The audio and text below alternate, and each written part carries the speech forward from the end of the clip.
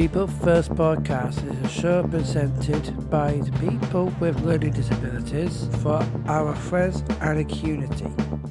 We will talk about issues that are important to us and interview interesting guests to find out new information. This is our way to make a difference.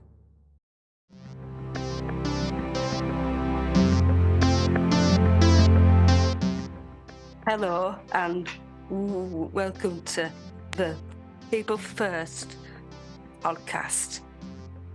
Today we are talking to Steve, who are part of a company called Smart Technology. A technology company that designs products that helps disabled people in our society.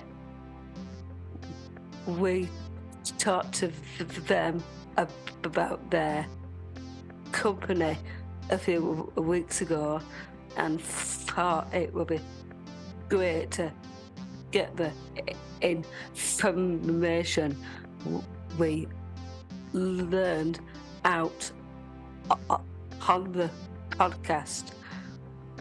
Welcome, Steve. Good morning. Morning. Hi. Wow. You're looking pretty cool there with those headphones on and in a recording studio. Very professional.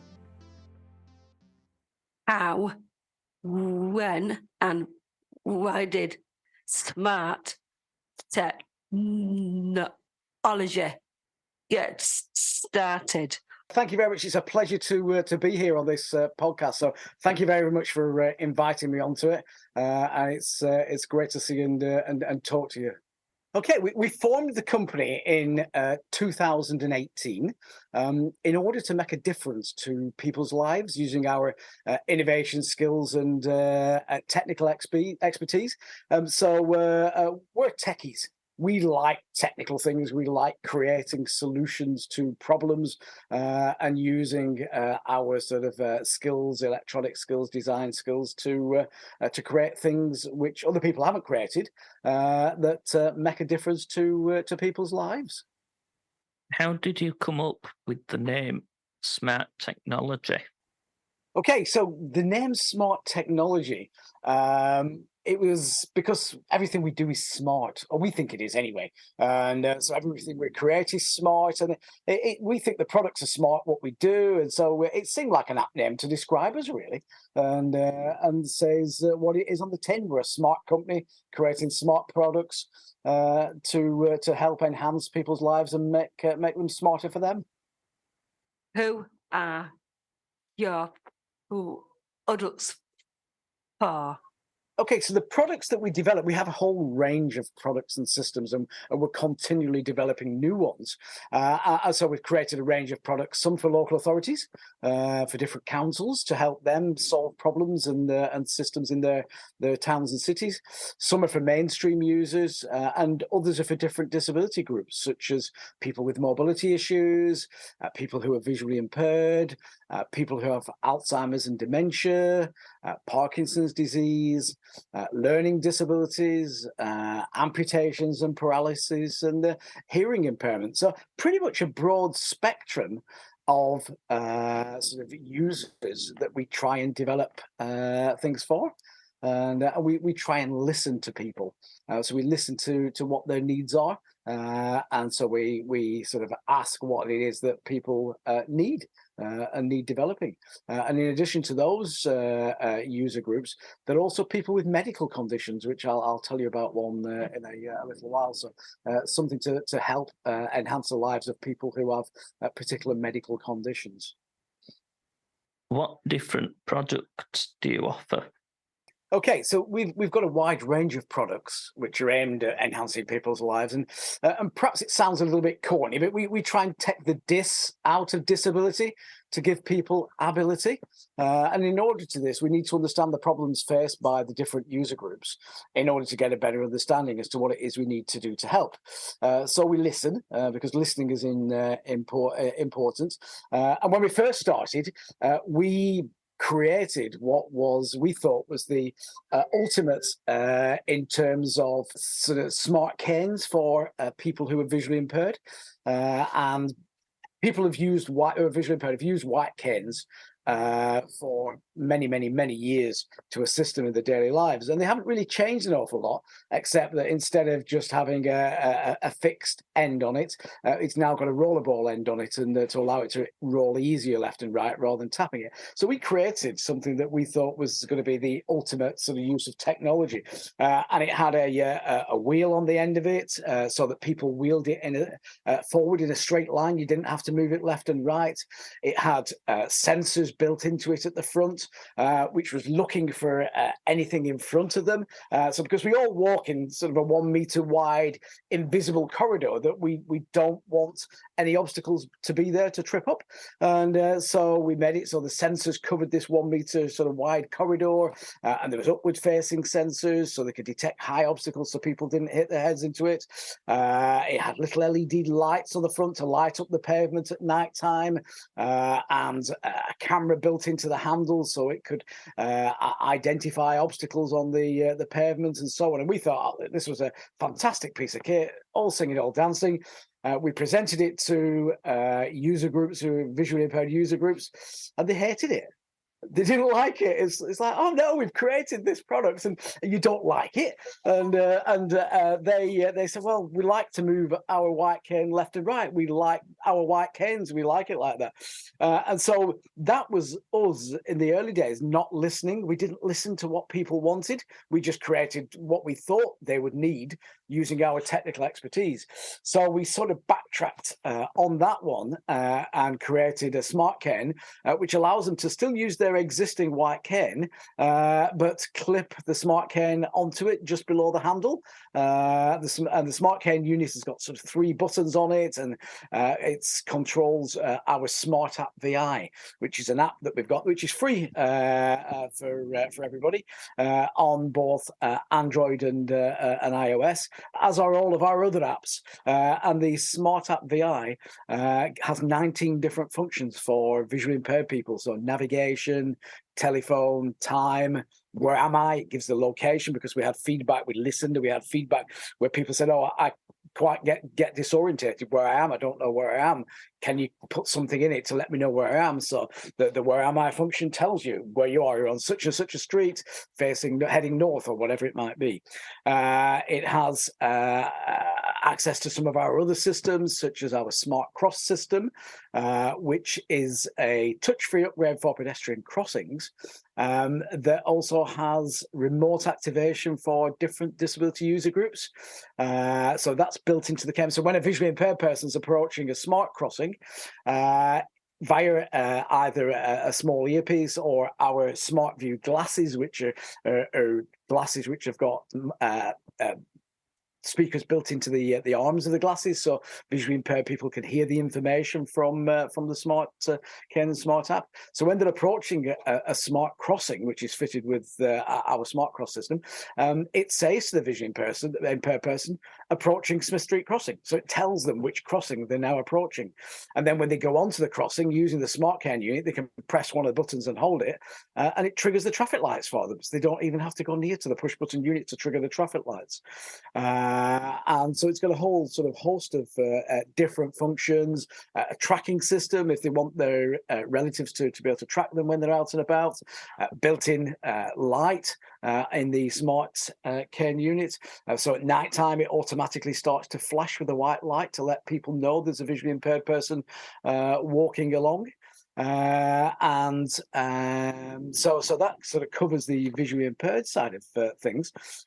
With people with the mobility issues approaching one of our smart crossings, they have a button called Smart Button, which just clips onto the handlebars of the mobility scooter or the frame of the electric wheelchair or on the frame of a Zimmer frame. And again, they don't need to go to the push button unit. They just position themselves ready to cross the road, press the button on their handlebars or the frame of their electric wheelchair, and that changes the traffic lights for them.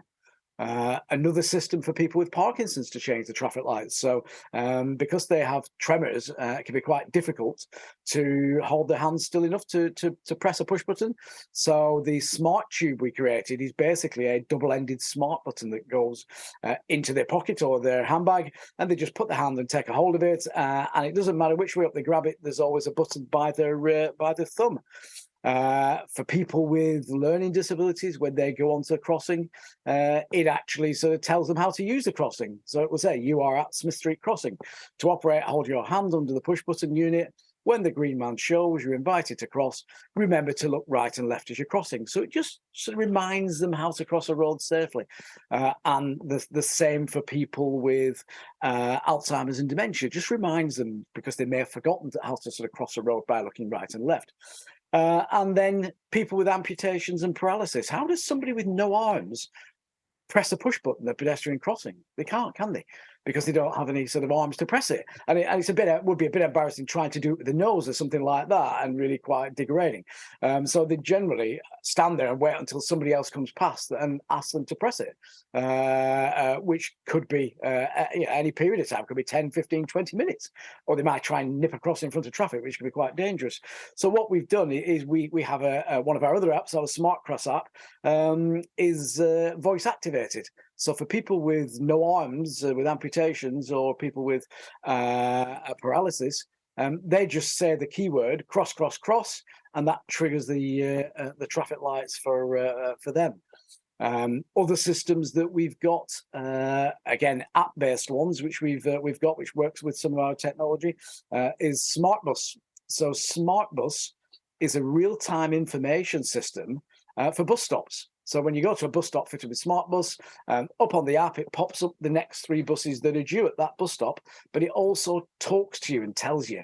So it tells you the bus stop, because for a visually impaired person walking past a bus stop, there's nothing to tell them that it's a bus stop. There's no bumps on the ground like there is at the pedestrian crossings. So for them coming to the bus stop fitted with the Smart Bus unit, it announces the name of the bus stop when they're a couple of meters away, and then reads out the next 3 buses. We've got a smart train system with Network Rail are just going to be installing at some of their railway stations to start off with, which again lets you sort of have the timetable on your app, but also reads it out for visually impaired people. So there's a whole host of different products that we do to make people's lives better, really. So, and they can be found on our website, and some of the products. Some of the other more secret stuff isn't on the website, but some of the general sort of products and brochures are.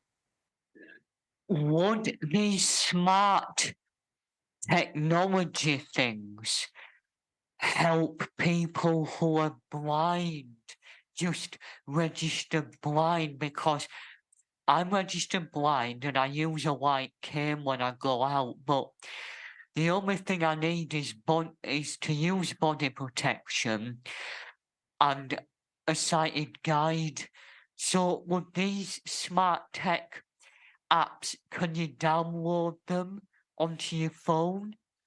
Yep, you can download them on your phone, Luke, for free on Android and iOS. You just do a search for smart, but it's spelled, instead of the A for the SMART, it's spelt with the @ sign like you have in an email.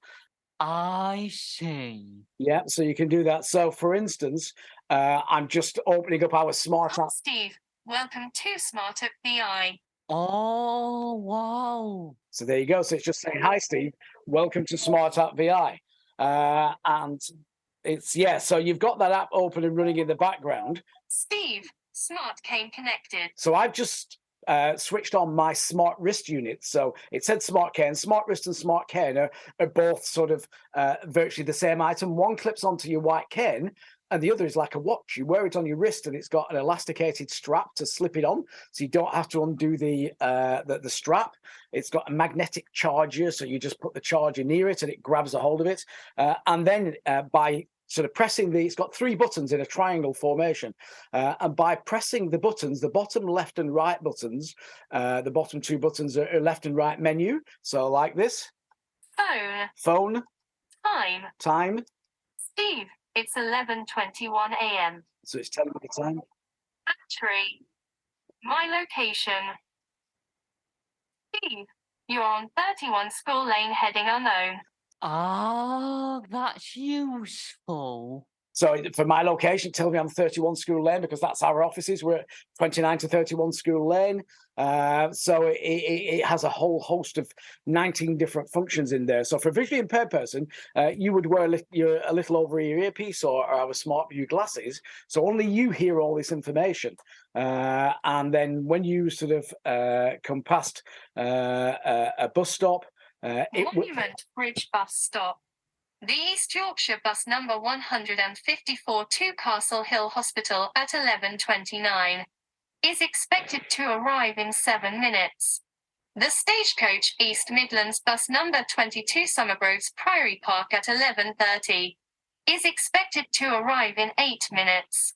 The Stagecoach East Midlands bus number 12 Boothbury Estate Burcourt Garth at 11:37 is expected to arrive in 15 minutes. So how good is that for somebody like you, Luke, who's visually impaired, to be able to walk past the bus stop and then the bus stop announce to you when the next buses are due? So it's pretty cool, isn't it? That's brilliant, Steve. Yeah. Thank you very much. And one of our other products, especially for visually impaired people, Luke, is our smart toilet beacons. So the smart toilet beacons are a little white box which just goes into the disabled toilets and describes the toilet to you. Because obviously for you as somebody who's visually impaired, when you walk into a disabled toilet, you have to feel around everywhere. Where's the sink? Where's the hand dryer? Where's the soap? Where's the toilet? And you really don't want to be touching surfaces in toilets at the best of times, do you? Because you don't know what germs or anything else you're touching there.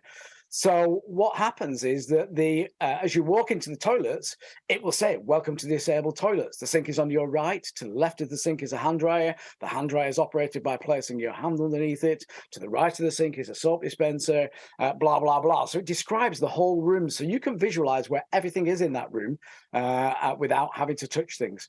And so that's an absolutely superb product, the Smart Toilet Beacon.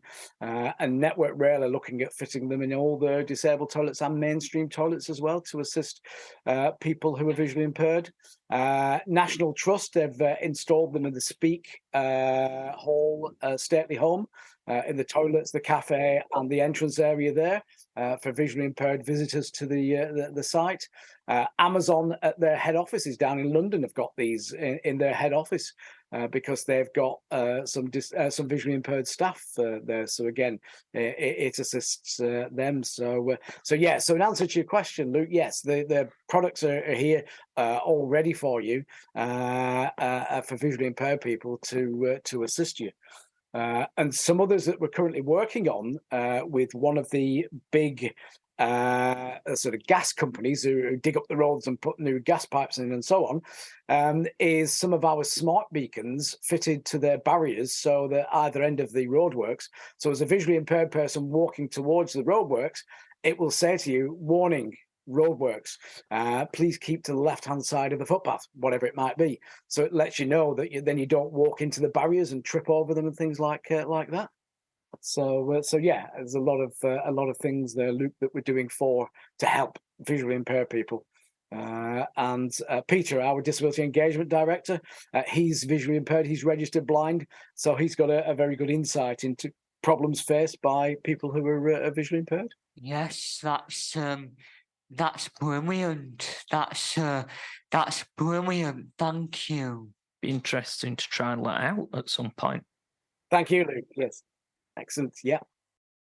Why is it important that we have more accessibility to adults in our society? That's a good question, Jane. So I think that people, irrespective of disability or circumstances, shouldn't be disadvantaged in their everyday lives. And therefore, technology should be used for the good of all. And we have the ability to create some really clever solutions to help people. And therefore, it's only right that we should use our abilities to help make the world a better place for everyone. What would your message be to disabled people in our community who might join our campaign? Okay, the message I'd say is, guys, don't sit on the fence and be silent. The systems that we develop are for the benefit of you and future generations of people who may struggle in life if they didn't have the aid of technology. Lobby your local authorities to get our smart infrastructure into your city and help to enhance your lives and reduce the struggles that you may face. Make the council listen to you and create change. So growing up, a lot of the people who have some disabled people in the community didn't have the benefit of the technology that we've got now. So life was probably sort of much more of a struggle than it is now. And because we've got electric wheelchairs, which we didn't have years ago, you had to push them manually by hand or have people pushing them. Now you've got the independence of being able to go around yourself with a joystick and with your electric wheelchairs. So if you want that change to make your lives better, then you need to do something about it. Be heard. Sit up and make yourselves sort of heard, join together and join forces and say, look, yes, we have disabilities, but there's products and technology out there that can help improve our lives. So please put it in to help us. So that's what I'd say to the people in the community who want to join your campaign. Get involved, be part of the voice, and make a difference to your lives and future generations to come. Yeah, 'cause if they did do that, we'd probably be one at first lot to trial it. Yeah, well, our smart crossings are all over the country at the moment, Tom. We've got around about 7,000 across the country. So Glasgow are our biggest smart city. They have about 1,600 of our smart crossings in their city centre. So whenever you walk around the city centre at the crossings, they've got our sort of touch-free crossings in there, which are remote activation. So for people on mobility scooters or in electric wheelchairs, they can have the benefit of actually triggering those using our smart button. And Motability, you're probably all aware of Motability. They do the Motability vehicles. They also have a fleet of just over 20,000 mobility scooters, and so they've just purchased a lot of us to trial with their mobility scooter users up in Glasgow, because Glasgow is the biggest smart city. So they've just purchased them with a view to rolling them out to all of their mobility scooter users. And so yeah, and the thing is, what we're trying to do is create an infrastructure everywhere in the UK, so it doesn't matter where you go. From Bradford, if you travel to the Lake District, our systems are already all over the Lake District. Or you go down to Devon on holiday, our systems are all over Devon. So they're all over the UK in different areas, but we need to make it so that every area is a smart town or a smart city with the smart products in there to allow you to be able to go around independently, even without having to have carers or relatives with you. It allows you that independence to be able to ride along the pavements and cross roads safely and use buses and all sorts of things. So yeah, it's already sort of out there making a difference. I just want to say, Steve, it's very helpful, isn't it, to people, and if we get involved, the more we'll learn it, the more confident we'll get. You will, Luke. You're very right there. So thank you for raising that. And the more you get involved, the more these systems will become sort of widespread. There's another system that we've got, which is called Smart Switch Lite, LITE. So it's not a light as in sort of that shines. It's a light as in a sort of cut down version, as we call it. So Smart Switch Lite helps people with mobility issues and also people who are visually impaired. Yeah. When you go to the electric opening doors, so you know the electric opening doors which have got the big stainless steel button with a wheelchair symbol on it. Mm. So for people with mobility issues riding up to that, quite often they're by the side of the door itself, by the door frame. So you press the button and then the door starts to open inwards and you've got to reverse back quick so it doesn't hit you while it's opening. But for visually impaired people like Luke, they don't necessarily know where this button is. So you'd have to feel feel around the door frame to try and find which side of the door frame it's at, and is it on the wall next to it, whatever it might be. So when it's fitted with our smart switch light, for somebody with mobility issues, they can just ride towards the door and press the smart button on their handlebars. For somebody who's visually impaired, again, via their smart app VI and their earpiece, it will say approaching electric doors. So they just then press the smart button on their smart wrist or the smart cane unit, just press and hold the bottom left button, and it automatically opens the doors, so they don't need to find that button. And it'll say electric doors opening inwards to the left, so you know which way the doors are opening as well. So getting these products and systems into places, not only with the local authorities, but also with businesses as well, is really important. And it's really important that you do get your voices heard and start to push businesses, for why haven't you got smart toilets? The smart toilet, because why haven't you got smart sort of doors in there? And and make them so that they actually do. And they're not expensive. So these things aren't expensive for the businesses. You're only talking around about £100 for the business, for the door system and for the smart toilet beacons. So they're not expensive to have them in. It's not like the purple pound disability price tag. We don't believe in ripping people off with the prices. So that's why it's important, Luke, to get your voices heard. Oh, absolutely, and especially for people who are blind, once they're adults like us, it's very important. Do you have any ideas for new products you are working on? Yes, Jane, lots. Yes, we've got lots of systems we're working on. So I'll give you some sneak previews behind the scenes of some of the clever tech things that we're developing. So one is called Smart Scooter. Because everything we do, it's always smart this, smart that, smart the other. So Smart Scooter is an anti-collision system for mobility scooters. So it stops mobility scooters crashing into obstacles and people. So when people are riding along, and especially sort of people who are sort of senior, sort of older people, they fly along sometimes on these mobility scooters and trying to make people dodge out of the way when they're sort of traveling along the pavement. And of course, the reactions can be quite sort of slow in reacting to things, and they end up crashing into obstacles and they crash into people. So Smart Scooter stops that. So when they're approaching, it's again, sensors are looking for obstacles in its path. And when it detects an obstacle in the path of the mobility scooter, when it gets to 1.8, it calculates how long it will actually take to stop and what the distance is to stop it. And so when it gets to 1.8 times the stopping distance of the mobility scooter, it will say warning obstacle.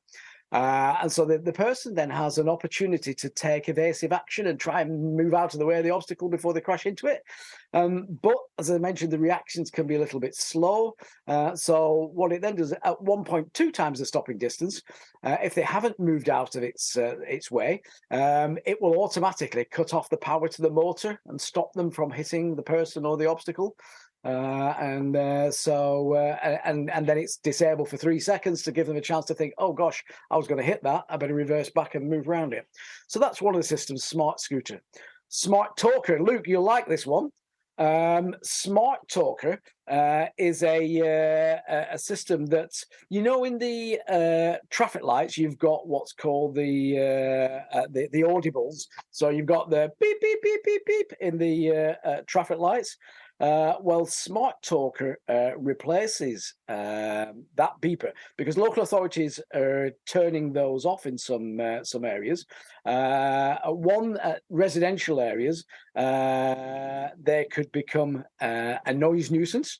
So at night time, they could be a noise nuisance in residential areas. But more importantly, for visually impaired people at a junction where there's a crossing going one way across one road, and then they've got another road next to them, a crossing going the other way. If they're waiting at one and the crossing at the other goes beep, beep, beep, beep, beep, the person, the visually impaired person, could think it's their crossing and walk straight out in front of traffic, which is extremely dangerous. So what we've created is something called Smart Talker. And Smart Talker replaces the beep, beep, beep unit with actual audible message. So you can choose, the engineers programming it can have a male or a female voice. So let's select a male voice first of all. So this is what you would hear at the pedestrian crossing instead of the bleeping. Station road crossing. Green man active. So it will tell you the crossing you're on that the green man's active. But it can do more than that. So it may be that you want it that they want it to say something like this. So I'm just programming it into the app. This time we'll use a female voice. So Station road crossing. There is an island in there. Green I man missed the road. active. There's an island in the road. I missed typing road. So it's telling you that there's an island in the road, because as a visually impaired person, you may not know you're not crossing to the other side of the road. And so it's tells you that there's an island in the road. Or it may say station road crossing leading to the town hall, or leading left to the town hall. You will then know that when you go across the road, if you turn left, you're heading towards the town hall or something like that. So this is a system that we've developed, and it's a smart talker, because just before it makes the announcement, it listens to the level of noise outside where it is. And if there's a lot of road traffic, it'll then increase the volume. And if it's very quiet, like at night times, it will decrease the volume. So that's another system that's just being trialed by one of the local authorities. Smart Alert. This is a system. Some of you will be familiar with the telecare type system, where you might wear a pendant around your neck, and if the person has a fall, they can press the button and alert somebody. Usually a sort of call center that's monitoring it, but you've got to pay monthly for that. So we've developed a system where it's again got a pendant that goes around your neck, or a unit which goes on your wrist like a watch, and that works sort of via an app on your phone, which is free, and it telephones through to up to 3 sort of numbers you put in there. So it might be dad, mum, or brother, or something like that. With an alert if you fall or you need assistance. So there's Smart Alert. Smart Assist is a system which we were asked to create, which we've been doing, which helps getting people with learning disabilities into work. So for somebody who has learning disabilities, it will allow employers, let's say, for instance, Morrison's supermarkets, and where they've got a restaurant in their Morrison's, and a restaurant or cafe, and for them to be able to employ somebody with learning disabilities and not have to constantly supervise them, to let them work independently with a minimal amount of supervision. What we can do, we've got some very small, tiny little smart beacons which can go underneath some of the tables in the restaurant, and can go on the dishwasher and other equipment. And by having our Smart Assist app on their phone, or on a tablet, when they walk towards the table to go and set the table, it flashes up a picture of the layout of the table, how it should be set. So they can look at it and say, okay, well, the knife needs to go here, and the fork needs to go here, and the spoon goes there, and this goes here. And so they can see the layout of it and just copy it. And so it means that somebody doesn't have to follow them around or show them and check it. The same when they go to the dishwasher. As they approach the dishwasher to go and use the dishwasher, it will pull a video up to give them instructions on how to operate the dishwasher, so they can just follow those video instructions and use the dishwasher. So that can help people with learning disabilities get into employment, and because there isn't the need for the amount of supervision that may have been needed. There's another smart system that we haven't even got a name for yet, which because we haven't given it a name. But basically, we had a lady contact us who's quite a disability influencer anyway, and she has an issue where she's got quite a rare condition, and she has a tube going into her chest.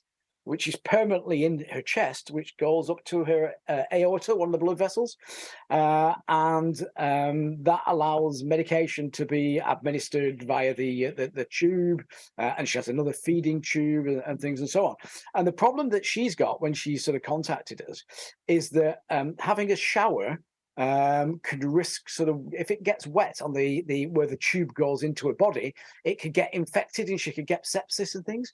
So she said, could we create a system which will detect if any water is getting near to that? And so we have done. We're just sort of finishing off the development of that one. So it allows her to, and other people like her, because apparently there are thousands and thousands of people who have similar sort of conditions with tubes going into the body, whether it's sort of for stomas or whether it's for cannulas and all sorts of things. But basically, it's a little unit which fits over the top where this the tube goes in, and it's then covered over with a normal plastic sort of bag. And if any moisture comes in, it connects to her phone. So if any moisture gets in there, it then plays an alert on her phone if she's in the shower. So straight away she can turn the water off and get out and dry herself, because water's got in through the plastic bag covering it. So that's another system, and we'll come up with a name for that soon. And finally, because I don't want to bore you too much with some of the things we're doing, we were asked, could we create something for people with dementia who use walking frames? Because apparently sometimes they'll sort of walk into a room with a walking frame, but then walk out without it. And then as they've got so far, they realize that they're going to fall because they need that frame and they can't turn around to walk back for it. So it's got to be sort of a wrist-worn unit and the unit on the walking frame. So if they walk more than a few meters away from the walking frame, the wrist unit will flash and vibrate, and the unit on the walking frame will play a bleep and flash as well. So that's some of the things that we're the new products that we're working on. So how do they sound to you, Jane?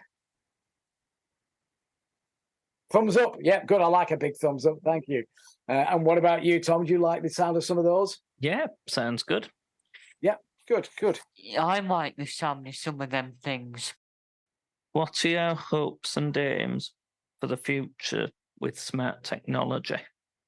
Okay, so one of the things we'd like to sort of try and do, one of our sort of aims is to try and grow into something like it's like a Dyson-esque type company, creating lots of clever systems to help everyone. I mean, Dyson create vacuum cleaners and hand dryers and a few other things as well, and hair dryers and things. And they've done very well out of creating sort of techie sort of products on there, and we want to create everything else. So we have our sort of field of expertise, and we can create these all these things as solutions to problems. So we'd like to sort of grow the company into one which creates products for a wide range of users. We're also expanding overseas. So we're currently working in Detroit in America. So in Detroit, we are we have an office over there because we're part of this New Labs organization. They invited us because we're quite a techie company. They invited us to be part of their organization, and they have a large number of technology companies as part of their organization. And one of the things we're creating out there is a high-tech lollipop lady. So, the lollipop ladies who stand in the middle of the road with a big sign to stop traffic to cross school children over the road. Well, we're creating a robotic version of that. So what it will be is we've got an app for it, and there is a cross assist cross assist help point there. So when somebody using the app presses the app, it will. Please wait. Cross assist robot not found. So it's saying cross assist robot not found because obviously I haven't got a robot here. But if there was the robot there, it would say cross assist bot activated. Wait to cross. And so we're creating that, and then the robot, once it's been called, will go out into the middle of the road, and these arms, telescopic arms, will come out, and they will then sort of flash stop signs to stop the traffic. And then the school children will see a video, sort of like a TV screen on the side of the robot, so that they can cross over. But the other thing is as well over in America at this place is that they have a lot of Spanish-speaking people. So the app, I've just switched it into Spanish mode now. So the same app will talk to people in Spanish like this. Espere, por favor. So it says, "Please wait." That was in Spanish. Robot cross assist no encontrado. And it's saying that the cross assist robot not found, and so it's in Spanish for those as well, and we're working with robots which deliver shopping to people's houses, and so they're disabled. You wouldn't have thought it, would you, that a robot has actually got disabilities? But they have, because they've no arms to press push buttons at pedestrian crossings. So they can't cross the roads. They can't press the push buttons. So what we've done is we've written the codes for the robots to work with our smart cross systems. And when they go to a crossing, the robot sends a signal to the smart cross system, which triggers the traffic lights to put a demand in. And when it changes to green man, it sends a signal back to the robot to say the green man's active and you can cross over. So that's pretty cool as well, and we're in America and in Spain, in Madrid, with those. And so that's what we want to do. We want to sort of have the company grow to be a really sort of well-known techie company working on a lot of clever different systems. Sounds like something from sci-fi. It does, doesn't it? But don't a lot of these, Tom? Don't a lot of these sci-fi things come true though? Yeah. I don't know if you remember years ago, Star Trek. Yeah, they had the tricorder, which Dr. McCoy would pass over a person's body and it could tell what was wrong with it. Well, we've got scanners like that now. Yeah, exactly. Yeah, you had the communicator, like a flip phone. We've got those now. So sci-fi tends to become sci-fact sort of thing in reality. Yeah. And so it's really cool. And in the next 10 years, things are going to get even cooler. With the artificial intelligence, the AI robots and things like that, they're really cool, and some of the things that they can do. So it's going to be exciting over the next 10 to 20 years. I'm looking forward to seeing it. If people are interested in smart technology, how can they learn more or get involved? Okay, so what they can do is visit our website. So I'm sure that the web details will be sort of shown on the screen. They can contact us via our contact page, and they can offer to be disability ambassadors of ours to raise awareness of different disability groups and campaign to make their towns and cities smarter ones with our infrastructure all over the UK. So if you want to get involved, then please visit our website, have a look at the products, look at some of the systems that we've developed and how they work, and then just go on the contact us page and just say who you are, put your email address in there, and that you'd like to be involved as a disability ambassador, and we can get you involved as one of our disability ambassadors and put you up on our ambassador page. And so it'd be really good to get certainly some of you guys up there, Jane and Tom and Luke and anybody else who wants to get involved, and sort of contact us, and we'll get you involved. And we want to listen to your ideas as well. So people who are involved with us, we'll use you to actually sort of sound out ideas. So if we've got an idea for something, we'll sort of ask you sort of, what do you think of this idea? Or based upon your disability, what would help you? And so it's helping us to help everybody else by having you involved.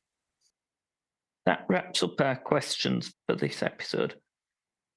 Thank you to Steve for taking the time to come on the show and talk about smart technology to us.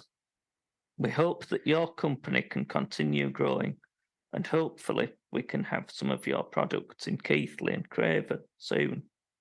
Do you have anything you would like to add before the end of the show? I'd just like to thank you all for inviting me onto the show. It's been great talking to you. And Jen, you made a great job of reading out those questions, so that was really good. So well done there. And there were some really good questions from you all. And so thanks very much, Tom, Jane, and Luke, and everybody else who's involved in this production. And I'm sort of really impressed as to how professional you all are, and with your microphones and headphones and the questions that you ask. So thank you very much. Could I just say, it's been lovely having you, Stephen, and anything we want, we would like to get more info and get involved. I'd like to, I'm sure we all would. Yeah, excellent. Well, thanks very much, guys. It's been a pleasure talking to you. And by all means, drop us a line on the website. Let's get you involved, and let's see if we can make a difference everywhere. Eh? Thank you very much. See you then. Bye. Remember to like, share, and follow the show on Facebook, Instagram, and Twitter. You can find us by searching for People First Podcast. Thanks for listening.